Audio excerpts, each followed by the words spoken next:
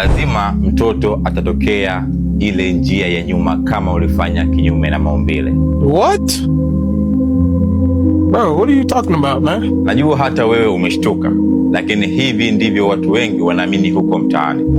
Sasa iko hivi, hakuna uwezekano wowote wa mtoto kupitia njia ya haja kubwa wakati mtoto anazaliwa, kwa sababu mtoto anatokea kwenye mji wa uzazi, anakuja kwenye cervix, anakuja kutokea kwenye mlango wa uke. Sasa kwa nini wengi wanaamini kwamba mwanamke aliyefanya kinyume na maumbile akiwa anajifungua mtoto anatokea kwenye haja kubwa?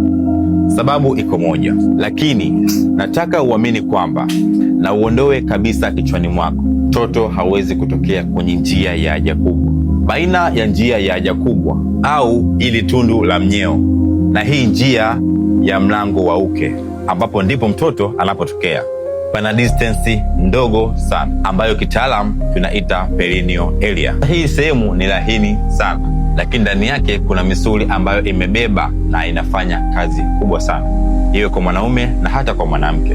Kwa mwanamke, hapa ndipo panapompa nguvu ya kujikamua au kusukuma wakati anajifungua. Sasa kufanya tendo kinyume na maumbile inaweza kupelekea hii misuli kulegea ama kuathiriwa zaidi. Kwa hiyo kwa mwanamke anayefanya tendo hili mara kwa mara, obvious anakosa nguvu ya kupush wakati anajifungua, na kwa kuwa tayari pameshalegea, hiki ndicho kinachopelekea wepesi wa mtoto kuonekana kama anatokea nyuma. Lakini hata kama tukiacha, mtoto hawezi kutokea nyuma. Hatari nyingine ni kwamba ni rahisi huyo mama akipata tea ama kuchanika msamba utakuwa mkubwa, kana kwamba umeungana na njia ya haja kubwa. Nikukumbushe, mtoto hawezi kutokea kwenye njia ya haja kubwa hata kama ulishaambiwa.